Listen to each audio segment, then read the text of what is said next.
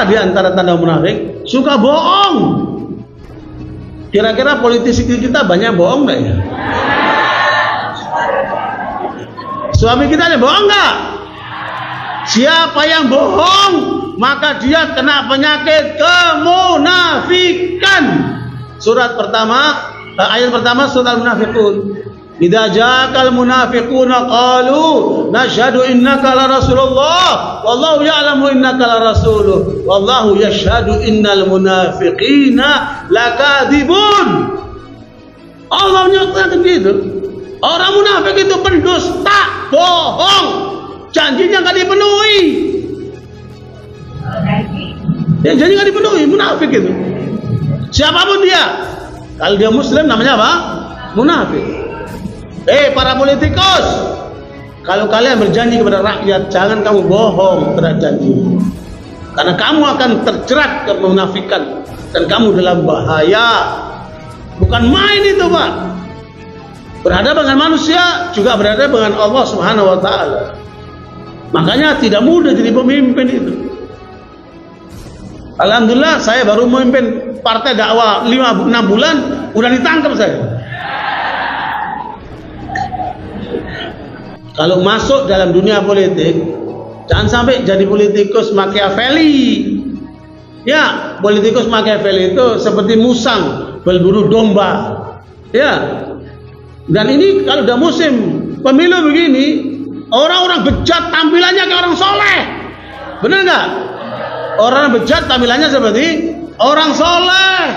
Semuanya ngomong agama karena mau menipu umat Islam, mau menipu rakyat. Jangan tertipu. Ya, makanya lihat tadi 5 kriteria orang muslim yang tangguh tadi.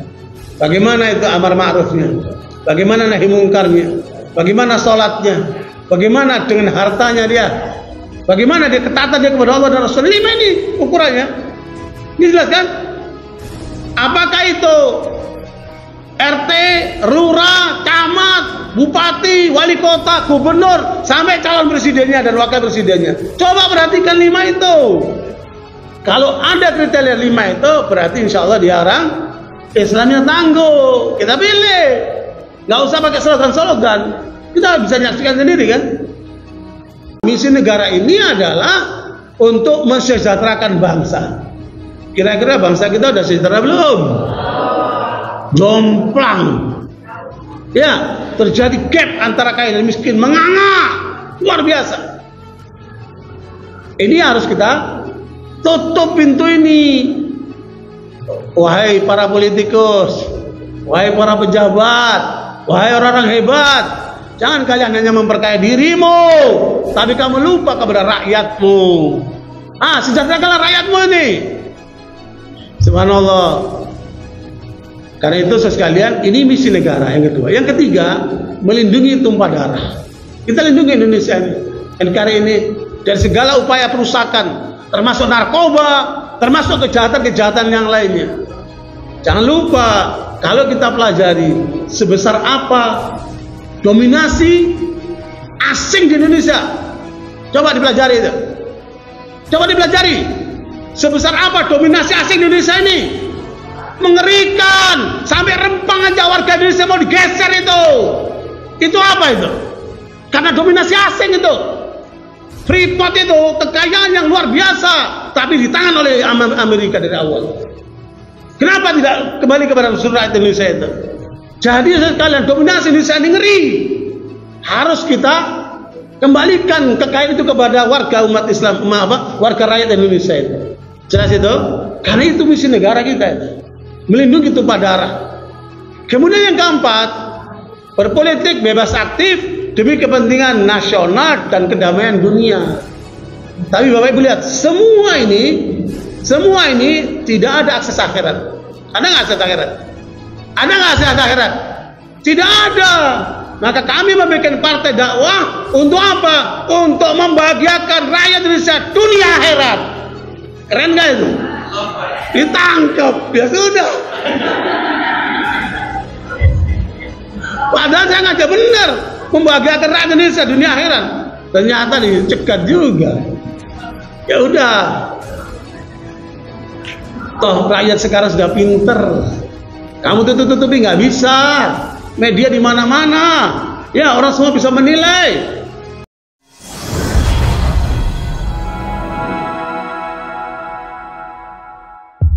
Inilah hakikat orang muslim yang tangguh.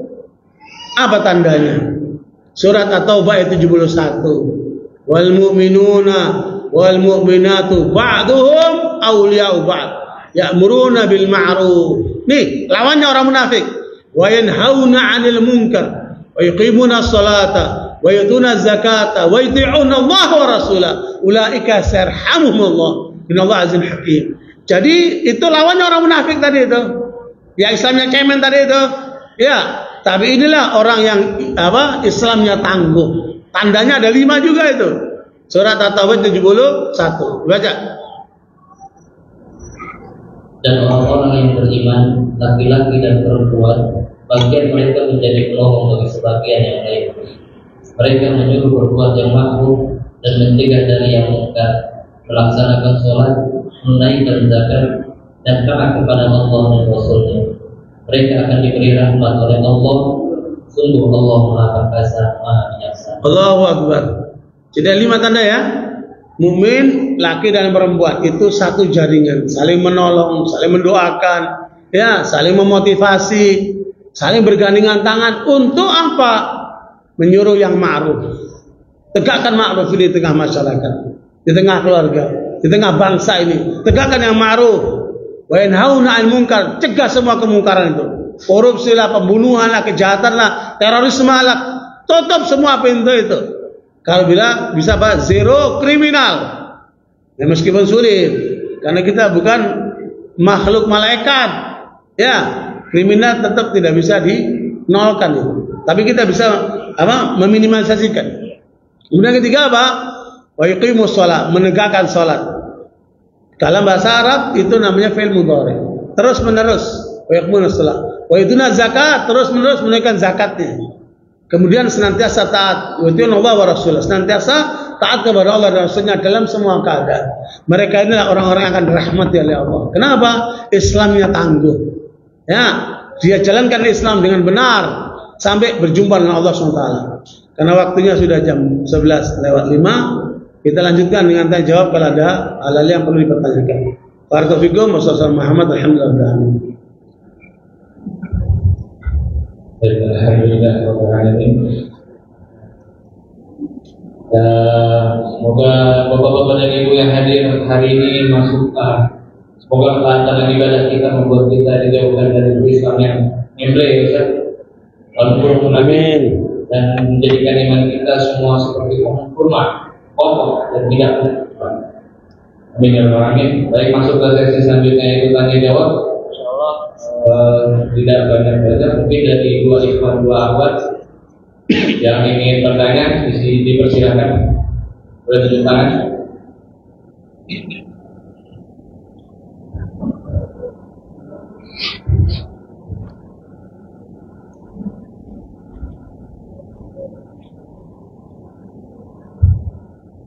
Assalamualaikum warahmatullahi wabarakatuh. Waalaikumsalam warahmatullahi wabarakatuh. Menarik sekali kajian hari ini tentang sifat munafik. Tapi saya pernah mendapat satu ceramah atau kajian, hati-hati mencap orang munafik, karena kemungkinan kalau nggak dia yang benar kembali ke kita. Ya. Nah, mungkin kita bisa menjabarkan sikap kita menanggapi munafik itu. Dan pertanyaan kedua aja ya, yaitu tadi disebut juga pemimpin memilih bukan orang-orang Islam ya, ya. Nah, jadi munafik itu. Nah, ini terkenal kita tahun 2024 kan kita ada pemilu. Capres ada wapresnya kan semua juga orang Muslim, Pak. Mungkin kita bisa memberikan arahan Pak. Terima kasih. Assalamualaikum warahmatullahi wabarakatuh. Waalaikumsalam warahmatullahi wabarakatuh. Ya, barakallahu. Jadi apa yang disampaikan oleh penceramah yang didengarkan oleh Bapak itu, yang dilarang itu menuduh orang. Yang kita sampaikan tadi kan kriteria, Pak. Kita nggak menuduh orang. Yang salah ketika kamu bilang kamu munafik, nah itu nggak boleh. Karena belum tentu orang itu munafik. Kalau nggak ada kepada orang itu, akan kembali kepada dirinya sendiri. Itu kalau sudah menunjuk tangan. Kita kan nggak menunjuk tangan. Kita hanya menerangkan tentang kriteria yang Allah terangkan. Padahal itu baru 5 loh Pak. Di Al-Quran itu ada 24 tanda orang munafik. Ada berapa? 24. Yang saya terangkan baru berapa? 5. Nabi juga menerangkan. Dalam Sahih Muslim itu ada 4 tanda orang munafik. Itu pun belum diterangkan. Jadi kalau kita lihat kriteria masih banyak Pak yang belum diungkapkan. Ini baru sebagian saja. Ya. Tetapi kalau orang merasa dirinya kena penyakit itu, dia gerah. Ya, kenapa? Kayaknya mukul muka saya nih. Ya, tapi kalau kita merasa orang beriman, seandainya itu ada, maka harus kita jauhkan. Kata seorang tabi'in namanya Abbad bin Bishr, itu mengatakan, saya berjumpa dengan 20 lebih sahabat Nabi, tidak ada seorang pun yang mengatakan dia aman dari kemunafikan. Semuanya ketakutan kepada kemunafikan. Itu sahabat loh. Apalagi kita, siapa kita ini? Ya, tetap kita harus waspada, jangan sampai kena penyakit kemunafikan. Apa di antara tanda munafik? Suka bohong. Kira-kira politisi kita banyak bohong nggak ya? Suami kita ada bohong nggak? Siapa yang bohong, maka dia kena penyakit kemunafikan. Surat pertama, ayat pertama surat Al-Munafiqun.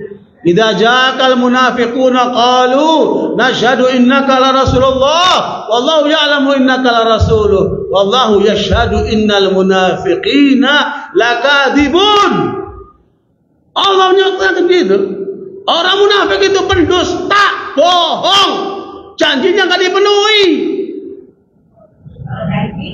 Ya, janji nggak dipenuhi, munafik itu. Siapapun dia, kalau dia Muslim namanya apa? Munafik. Para politikus, kalau kalian berjanji kepada rakyat, jangan kamu bohong terhadap janji, karena kamu akan terjerat kemunafikan dan kamu dalam bahaya. Bukan main itu Pak. Berhadapan dengan manusia juga berhadapan dengan Allah Subhanahu Wa Taala. Makanya tidak mudah jadi pemimpin itu.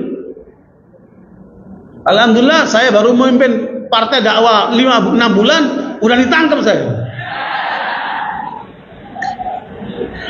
Berarti saya aman.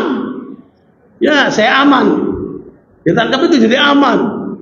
Coba kalau menuju terus jadi politikus, belum tentu juga ya.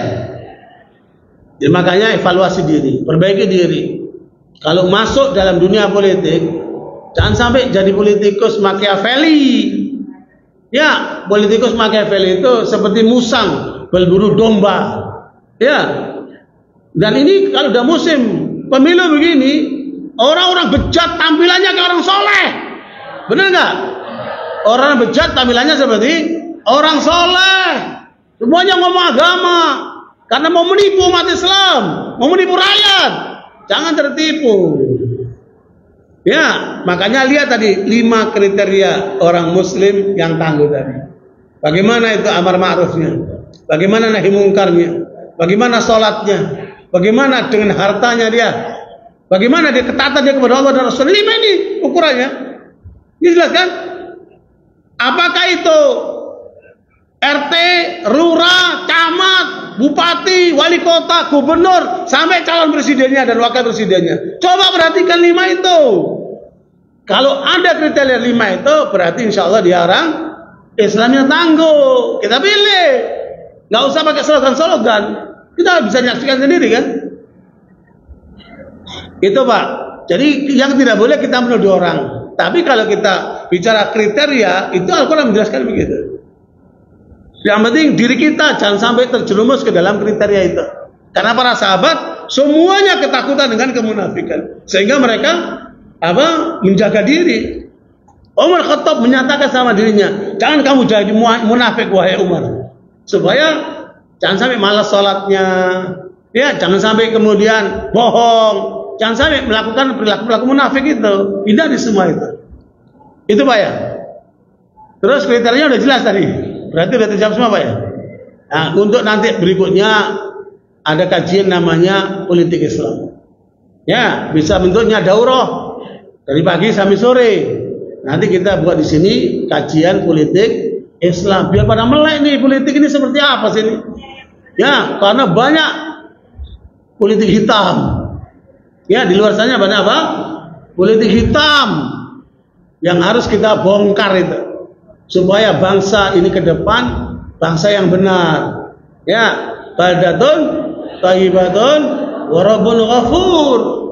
Makanya di pengadilan saya ungkapkan, masih di BAP saya, negara ini punya 4 tujuan.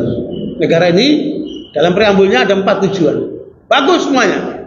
Pertama, tujuannya adalah apa? Mencerdaskan bangsa. Semuanya harus pintar nih.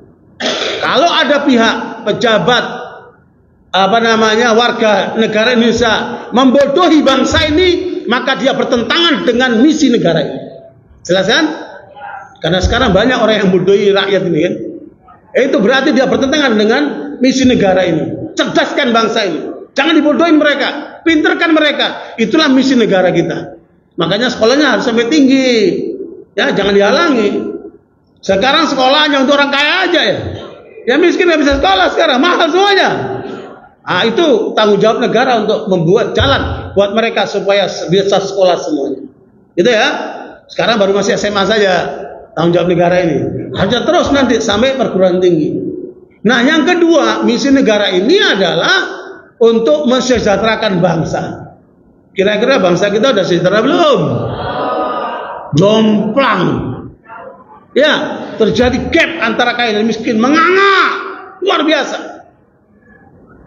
Ini harus kita tutup pintu ini. Wahai para politikus, wahai para pejabat, wahai orang-orang hebat, jangan kalian hanya memperkaya dirimu, tapi kamu lupa kepada rakyatmu. Sejahterakanlah rakyatmu ini. Subhanallah. Karena itu sekalian, ini misi negara yang kedua. Yang ketiga, melindungi tumpah darah. Kita lindungi Indonesia ini, NKRI ini dari segala upaya perusakan, termasuk narkoba, termasuk kejahatan-kejahatan yang lainnya. Jangan lupa, kalau kita pelajari sebesar apa dominasi asing di Indonesia, coba dipelajari itu. Coba dipelajari sebesar apa dominasi asing di Indonesia ini.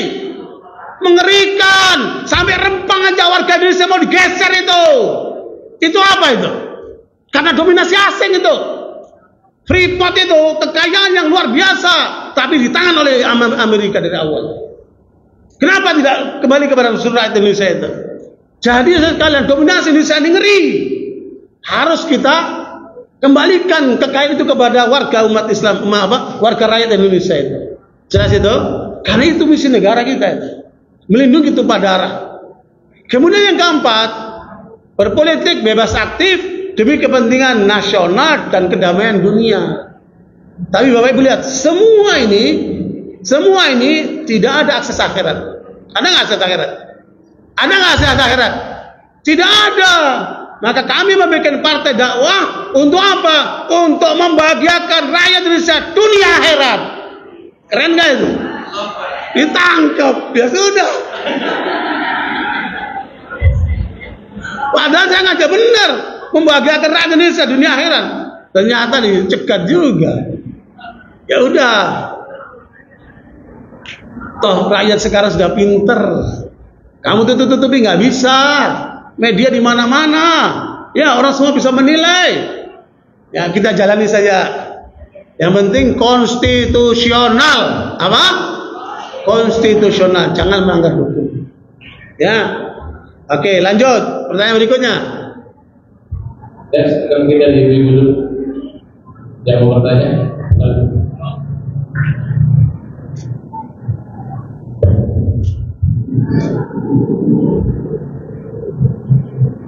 Assalamualaikum warahmatullahi wabarakatuh. Waalaikumsalam warahmatullahi wabarakatuh. Perihal tentang suami istri di Google dan kebanyakan yang tambah ilmu para istri yang rajin datang ke majelis kawin itu para istri. Sementara si suami ini dengan kesibukannya mencari nafkah, ketika di hari liburnya pun dia lelah dan ingin istirahat. Jadi tingkat keinginan untuk menuntut ilmunya kurang. Nah, dari situ kayak tadi Ustaz cerita tentang si istri yang enggak apa sih ini ke suaminya gitu untuk surga itu, ini gimana Ustaz maksudnya untuk para istri ini bagaimana caranya untuk para suami ini untuk aktif, sementara kan dia memang tanggung jawabnya karena keluarganya ya sudah pasti ketika ilmunya kurang itu bagaimana gitu Ustaz? Itu kan gimana sih dituntut untuk menjaga anak istri tapi dia sendiri tidak semangat untuk menuntut ilmu, dan ketika si istri lagi jiwa semangat kadang berusaha menasihati dan dia merasa harga dirinya jatuh. Jadi kayak aku kan suami kamu, apa harus nurut, karena dia ilmunya tidak bertambah gitu. Nah, bagaimana sih untuk para istri ini untuk bisa memberikan semangat suami untuk tambah taat kepada Allah, tambah tahu tanggung jawab yang kepada Allah dan Rasul, semangat menuntut ilmu. Itu aja tipsnya bagaimana istri ini bersikap gitu. Ya, barakallahu. Tuh para suami, dengerin itu keluhan ibu-ibu. Jangan suami egois. Ya, suami itu harus terbuka dengan istrinya. Karena apa tadi? Sehidup sesurga. Harusnya terbuka, diskusi, ya kan? Bicara dari hati ke hati. Tetapi ibu-ibu kepada suami jangan menggurui. Karena mereka merasa apa? Nah, dikecilkan, merasa dipojokkan, merasa tersinggung. Nah, tinggal masalah cara, ya kan? Tinggal masalah cara. Sebab kalau mau diganti nggak bisa, ya bu. Mau diganti repot juga ya. Caranya gimana? Dimunculkan kesadarannya. Saya kasih contoh nih. Saya ngajari jamaah ibu-ibu. Jamaah saya paling banyak ibu-ibu. Ya, jamaah saya paling banyak ibu-ibu. Saya nyampe sama ibu-ibu. Hadis Nabi yang mengatakan bahwa kata Nabi, lelaki yang sempurna banyak. Makanya nanti penduduk surga itu paling banyak lelaki. Neraka paling banyak. Ini bukan untuk memojokkan perempuan, tidak. Supaya perempuan itu waspada. Jangan sampai kamu masuk dalam rombongan yang rame-rame masuk neraka itu. Kata Nabi, lelaki yang sempurna itu banyak. Karena dia melawan hawa nafsunya, dia mau berjuang di jalan Allah, ya kan? Tetapi perempuan yang sempurna sedikit. Kata Nabi ini. Terus Nabi ditanya, perempuan yang sempurna itu seperti apa wahai Rasulullah? 3. Mudah-mudahan semuanya sempurna ini. Saya terangkan di ngaji ibu-ibu itu 3 ciri wanita sempurna. Yang pertama adalah al-wadud, sangat mencintai suaminya. Meskipun dia pesek, pendek, keriting, hitam, selama itu suamimu cintai seutuhnya. Ya sudah, itu takdirnya sudah. Ya. Makanya terima itu sebagai takdir Allah. Terima. Ya, tinggal bagaimana kemudian membawa suami itu supaya sadar kita bareng-bareng ke surga. Bukan egoisme yang dimunculkan atau menang-menangan. Ya. Nah, yang kedua, tanda wanita yang sempurna itu siap melahirkan anak-anaknya dari suaminya. Ya. Maknanya apa? Tanpa KB, tanpa apa ya? Ya, siap melahirkan anak dari suami.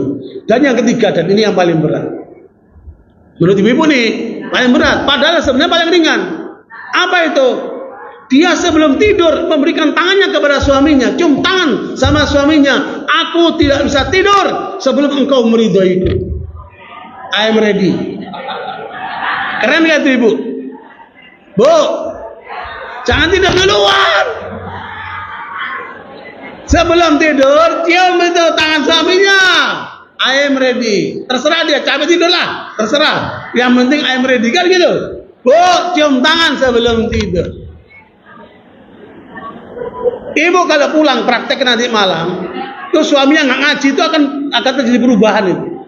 Cuman begini laporan ibu-ibu sama saya, Pak Ustadz saya praktekkan sama suami saya, suaminya nggak ngaji, nggak tahu cerita ibu tadi itu, dia nggak mau ngaji, nggak mau dengerin, dia cuma sibuk cari rezeki, sehingga nggak tahu apa itu tanda wanita ahli surga itu.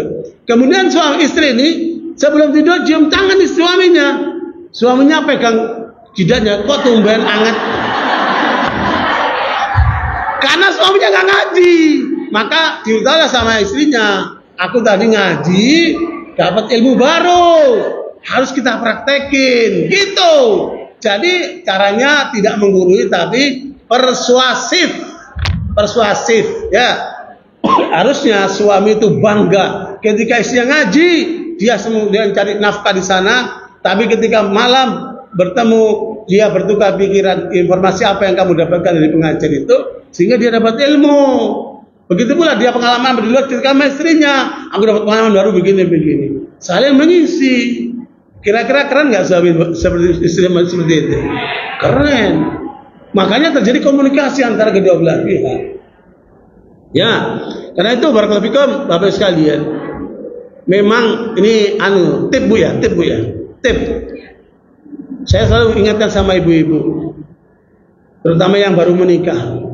Saya bilang sama perempuan-perempuan itu, tundukkan suamimu dengan kesalehanmu, tundukkan suamimu dengan kebaikanmu, tundukkan suamimu dengan servismu. Kemudian saya nasihati seorang bule yang mengalami gonjang-ganjing dalam rumah tangganya. Saya bilang sama dia, be kind to your husband must be king for you. Ya, jadilah kamu ratu bagi suamimu, maka suamimu akan menjadi raja buat kamu. Keren gak itu? Luar biasa. Kalau dipraktekin dahsyat, indah rumah tangga itu. Baiti jannati. Luar biasa itu. Makanya bapak-bapak kalau ruwet di luar, jangan dibawa ke rumah. Ya, rumah itu bikin yang asyik, nikmat, ya kan? Relax, jangan tegang-tegang di rumah itu. Ya. Dan itu saya rasakan, saya masuk rumah, saya raja. Habis dari penjara, jauhkan istri mana kan? Keluar rumah, keluar penjara, masuk rumah, saya raja, alhamdulillah. Nikmat banget. Ya, makanya Bapak sekalian, sebenarnya ini tinggal dua saja. Ini disampaikan oleh seorang profesor pemikir besar dari Mesir, mengarang buku 200 buku lebih. Si profesor ini, pemikir Mesir ini, dia guru besar di Al-Azhar, namanya Profesor Dr. Muhammad Imarah. Dia menulis buku 200 kitab lebih. Kesimpulannya hanya pada dua. Nah, pegangin nih Bu. Kesimpulan dua. Yang pertama, ya, luruskan keinginanmu, tundukkan keinginanmu supaya selalu sesuai dengan keinginan Allah. Tunjukkan dengan syariat ini. Ya, tundukkan keinginanmu, ikuti syariat ini. Keren gak itu? Keren banget. Satu kata namanya al-iradah. Yang kedua apa? Al-idarah. Manage dirimu sesuai dengan ketentuan syariat. Manage waktumu, manage pikiranmu, tenagamu, hartamu, keluargamu, manage semuanya itu supaya sesuai dengan syariat Allah. Dua saja, al-iradah wal idarah. Coba itu 200 lebih karangannya itu, ringkasannya cuma pada dua hal, al-iradah wal idarah. Ya, mudah-mudahan dengan itu kita bisa menjadi pegangan di dalam mengatur hidup ini. Sebenarnya sederhana, cuman banyak orang repot, ya, terlalu ruwet. Ya, makanya sederhanakan, semuanya sederhanakan. Dan sekali lagi, manusia itu butuh dihormati, butuh disayangi, butuh diperhatikan. Ya, baik laki maupun perempuan sama. Kalau Anda tidak mau dipojokkan, jangan mojokkan orang. Kalau Anda ingin dihormati orang, hormatilah orang lain. Kan begitu ya? Itu adalah saling, dalam manusia seperti itu. Ya, saling antar mereka itu.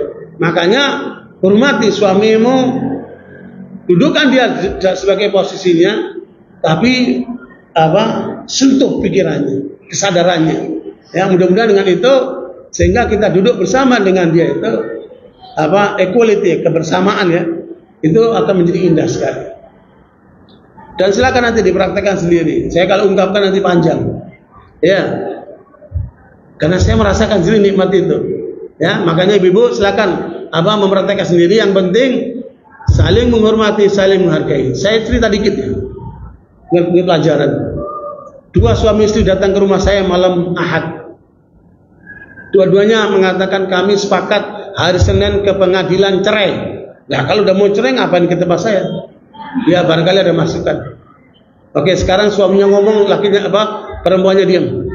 ngomong begini saya ditendang Ustaz sama istriku ini sampai nggak bisa napas Pak Ustaz. Saya tanya, ibu bisa karate ban biru Pak Ustaz? Lah, ban biru prakteknya sama sekali. Oke, sekarang suaminya diam, istri yang ngomong, begini Pak Ustaz saya kurang diperhatikan begini begitu. Sampai selesai, udah selesai. Sekarang saya bicara. Setelah saya dengarkan dua ucapan keluhan kalian dua-duanya, tidak ada alasan untuk cerai. Kesimpulan saya, tidak ada alasan untuk cerai. Apa yang terjadi dalam rumah tangga kalian cuma dua. Pertama, ada pelanggaran kepada Allah. Perhatikan ibu, setiap masalah dalam rumah tangga koreksi. Kalau ada masalah, ada gonjang-ganjing, berarti ada hubungan kita kepada Allah yang apa? Tercederai. Perbaiki itu. Taubat sama Allah. Satu. Yang kedua, tidak saling menghormati satu sama lain. Tidak saling menghormati antara suami istri ini. Caranya gimana? Maaf-maafan. Ayo, maaf-maafan dua-duanya. Mereka maaf-maafan, lupa kalau depannya ada ustadznya. Dan hanya mereka pulang seutuhnya. Alhamdulillah. Jadi sebenarnya banyak rumah tangga gonjang-ganjing tapi tidak tahu bagaimana cara memecahkannya. Cuma dua aja nih. Rahasia rumah tangga cuma dua. Taat kepada Allah. Apa kedua? Saling menghargai, saling memaafkan. Sudah selesai. Insya Allah utuh rumah tangganya. Gitu Bu ya. Oke, lanjut. Alhamdulillah ada satu terakhir. Oke. Kasih mic-nya tuh.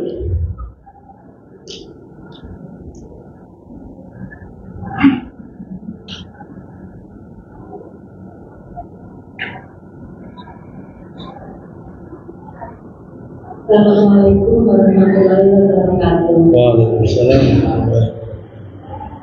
Saya menanyakan tentang masalah pernikahan, Pak Ustaz. Banyak zaman sekarang ini para suami itu diam-diam menikah lagi dan tidak izin pada istri yang istri pertamanya. Bagaimana hukumnya Pak Ustaz? Pertanyaan yang paling berat. Apakah di dalam Islam itu harus minta izin dulu atau diam-diam mereka pacaran terus menikah lagi? Bu, dalam Islam nggak ada pacaran. Ya, memang kan ayatnya di surat An-Nisa 3. Ya Bu, fankihu ma tabalakum minan nisa mathna wa thulatha wa ruba'. Fa in lam ta'dilu fa wahidah. Nikahilah wanita 2, 3 dan 4. Kalau kamu tidak merasa berbuat adil, maka cukup 1. Bu, disuruhnya berapa Bu? 1 atau 2? Mana? Kan nikahilah 2, 3, 4. Kalau nggak mampu baru, berarti kan dicoba dulu.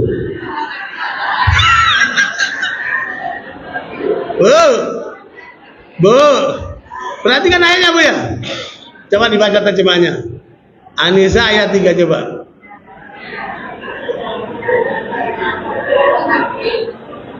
Yang keras coba. Bu, yang nanya tadi tuh supaya baca itu terjemahnya.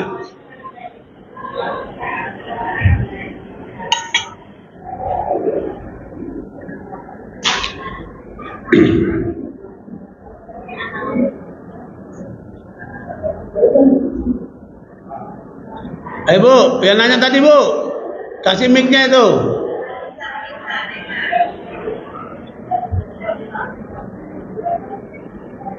Wa in kuntum ala dan bila kamu khawatir tidak mampu berlaku terhadap hak perempuan yang di dalam kamu beraninya, maka nikahlah perempuan lain yang kamu senangi 2, 3 atau 4.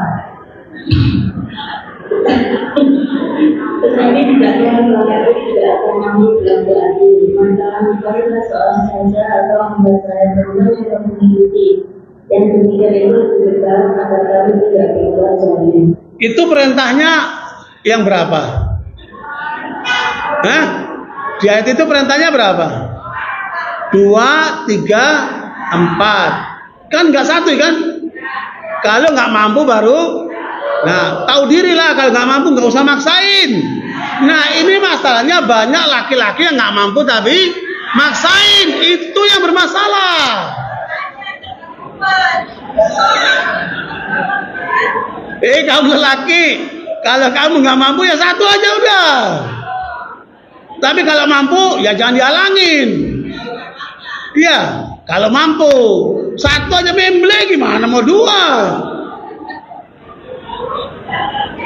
Bu, penelitian di Jakarta menurut Dr. El Naik Tobing, ya, dari 100 orang yang menikah di Jakarta, 80% memble, tidak bisa memuaskan istrinya.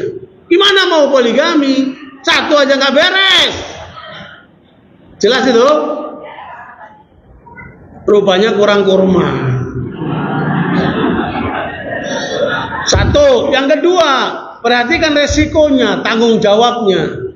Kamu bukan cuman sembunyi-sembunyi untuk menikah lagi demi cuman nafsumu, syahwatmu, tapi kamu tidak memperhitungkan tanggung jawabnya itu apa, resikonya apa.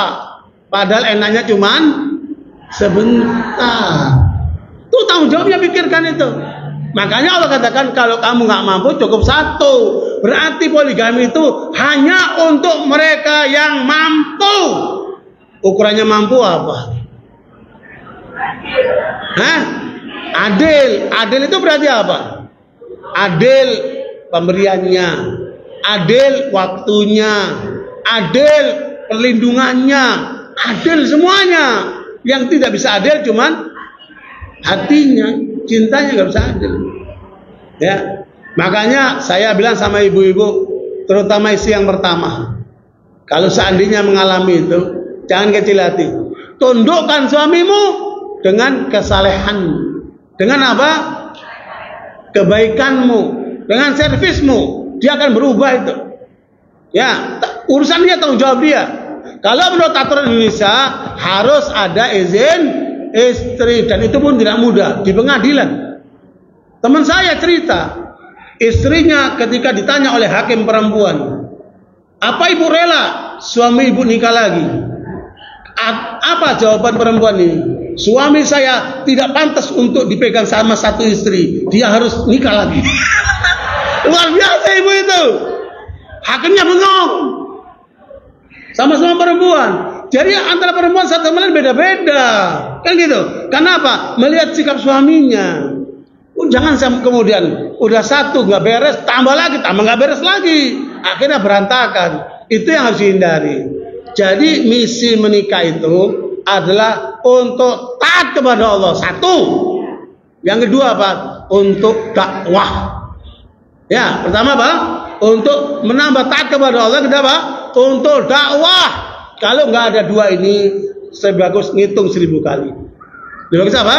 Ngitung 1000 kali untuk melangkah ke sana. Karena akan panjang itu apa tanggung jawab dan apa namanya kewajibannya itu. Gitu ya. Saya kira itu secara ringkas. Selebihnya untuk pengalaman masing-masing. Waktu sudah melewati jam 11:30. Lagi duhur. Mohon maaf atas kekurangannya. Semoga apa yang kita pelajari bermanfaat insyaallah di dunia dan akhirat. Kita tutup dengan doa kafaratul majlis. Subhanallah bihamdika asyhadu an la ilaha illa anta astaghfiruka wa atubu ilaik. Wassalamualaikum warahmatullahi wabarakatuh.